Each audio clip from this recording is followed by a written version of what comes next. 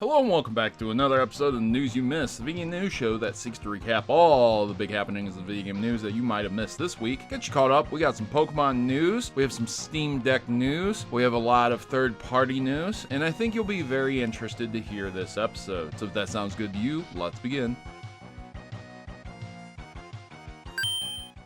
Before I jump into the news, I just want to consistently remind you guys that I do have Pokestuff 151, my separate YouTube channel dedicated to Pokemon theories, where I am posting all of my Pokemon theories. Go ahead and subscribe over there and check into it if you're really looking for that. Now, let's begin with a massive Pokemon announcement. During a huge Pokemon reveal, we got Generation 9, or what's to be considered Generation 9, Pokemon Scarlet and Violet, which is announced for late 2022, which is fantastic because it looks like it's based off of Legends of Arceus, where it's a free-roaming open world type of environment without the conventional turn-based mechanics being put in and the newer mechanics instead. It looks great with some really cool, awesome looking starters, and I'm extremely psyched for it. Nobody expected this drop, but yeah, I'm very happy to see that we've got more Pokemon news on the horizon. Let's move along into some Nintendo news, and Retro Studios has put a recruitment ad out, and it's just basically saying that, hey, Metroid Prime is still being in development. A lot of people are like, oh yeah, this means this means that. It's just they're recruiting for more people to help develop Metroid Prime. Doesn't necessarily mean the game is in development hell or anything. You know, there could be aspects for the final piece of development that still need done. Nintendo has acquired SRD Co Limited, and it's a development company that's been working with Nintendo for almost 40 years on important first-party releases. They weren't ever owned by Nintendo, but now they are, and they develop games like Super Mario Bros. 3, along with many other first-party releases. So this is big news and very important for Nintendo. Speaking of Nintendo, Nintendo Switch Online, specifically the N64, has had a version update which fixes the water temple. They seem to have heard our decries for how bad the emulation was and replaced the fog, put it back, and made it look right. I really appreciate the attention to detail there. Nintendo has also stated that they're withdrawing from the Super Smash Bros. Tournament over on Evo, and they didn't really give a big reason. They've only stated that they're going to continue with their own personal tournaments. Evo has put out a statement talking about how they've been with Nintendo since 2007, but I do have to say that there's a lot of problems in the fighting community, and there's a lot of issues with Super Smash Bros. Community as a whole.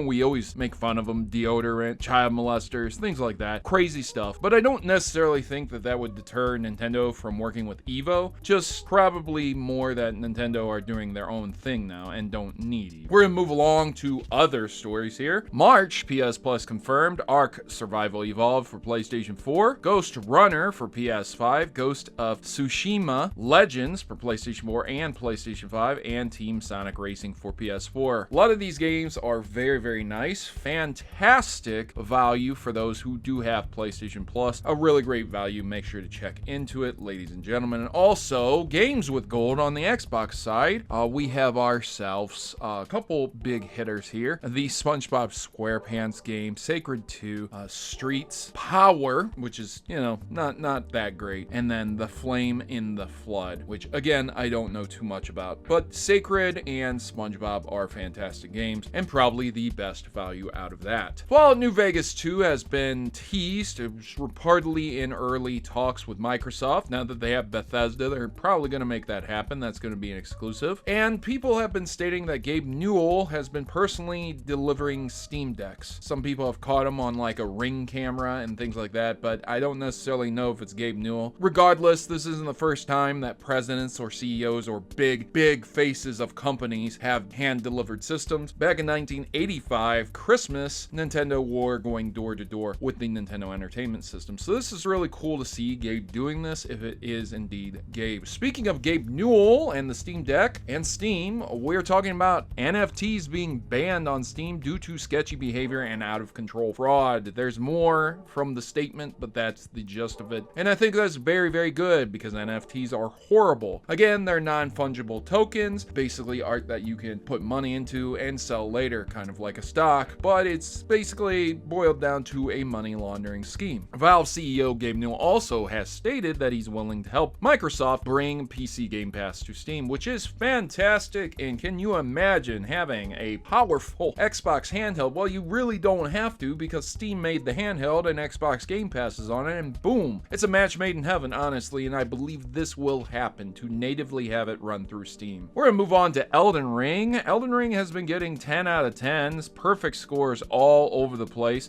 but I have to say that I don't believe it. This is a Souls game. It's incredibly difficult. It's an open world Souls game instead of just being a very linear Souls game with a beginning and an end. This is more an open world where you can go anywhere you want, any which way, at any which time, and that's a great idea. The problem I have with all these scores is that it's having horrendous performance issues. Digital Foundry has analyzed Elden Ring and stated that the PS5 and Xbox Series X runs at 45 to 60 FPS in performance mode and 30 to 60 FPS in quality mode, and the Xbox Series X and S benefit from VRR, making it a more stable 60 FPS. To get a stable on the PlayStation 5, it's actually recommended to play on the PS4. Oh my god, can you imagine? You got this nice new PS5 with all the scalper activity that's going on, and you throw in Elden Ring just to be told, hey, you should probably play the PlayStation 4 version. What a joke! And if you guys think I'm exaggerating, the company, Bandai Namco, has actually apologized for this.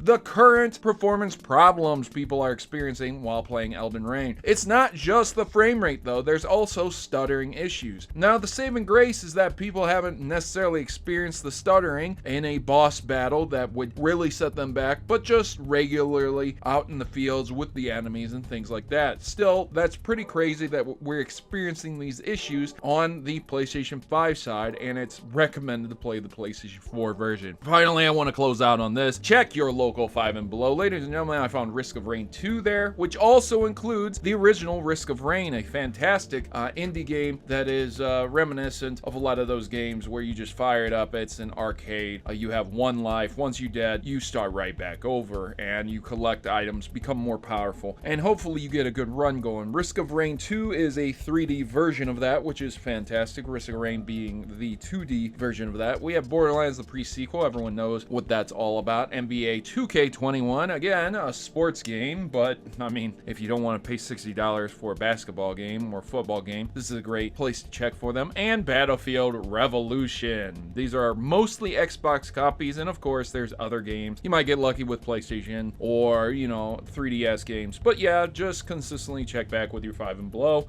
You might find something amazing. Ladies and gentlemen, if you enjoyed this episode, make sure to click that subscribe button. Make sure to like and share it. That's the best way to support me. And you can always leave a comment down below what story speaks to you. I've been your host, Protomario, and I'm signing out. As always, good gaming, God bless, and I will see you back here next week.